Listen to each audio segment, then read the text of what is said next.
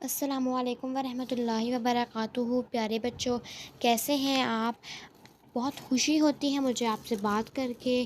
اچھا جی، آج ہمارا ٹاپک بہت ہی دلچسپ ہے اور یہ زندگی کی ایک بہت بڑی حقیقت ہے، لیکن ہم اس کے بارے میں کبھی سوچتے ہی نہیں یا پھر سوچنا چاہتے نہیں، یا پھر ہم نے اس کو مس انڈرسٹینڈ کیا ہے، صحیح اس کی سمجھ ہی نہیں لی۔ جی، مجھے لگتا ہے کہ آپ کو بہت شوق ہو رہا ہے سننے کا۔ چلیں تو پھر ہم آج کا سبق پڑھتے ہیں۔ آج ہم 21ویں پارے سے سورۃ العنکبوت کی آیت نمبر 57 پڑھیں گے۔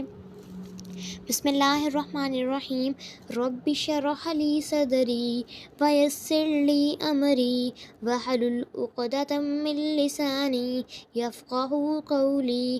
اعوذ باللہ من الشیطان الرجیم۔ بسم اللہ الرحمن الرحیم۔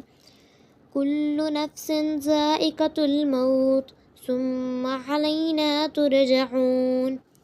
ترجمہ، اس کا معنی یہ ہے کہ ہر نفس نے موت کا ذائقہ چکھنا ہے، پھر تم سب نے ہماری ہی طرف لوٹ کر آنا ہے۔ پیارے بچوں، اللہ سبحانہ و تعالیٰ اس آیت میں یہ ہمیں بتا رہے ہیں کہ ہر انسان بلکہ ہر چیز جو پیدا ہوتی ہے، ہر نفس سے موت کا ذائقہ چکھنا ہے۔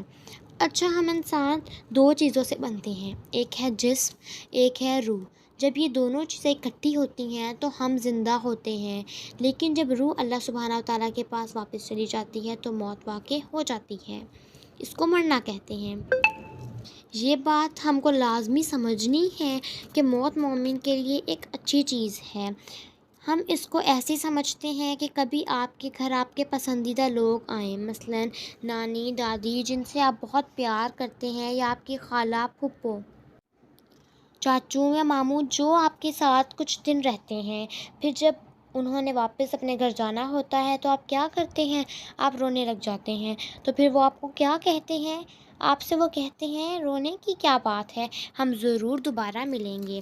جی تو پیارے بچوں، یہی بات ہے کہ ہم سب اس دنیا میں مسافروں کی طرح ہیں۔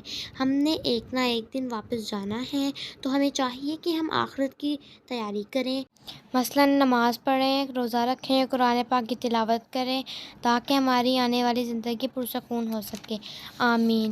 اب ہم انشاءاللہ نیکسٹ لیکچر میں ملیں گے۔ اللہ حافظ۔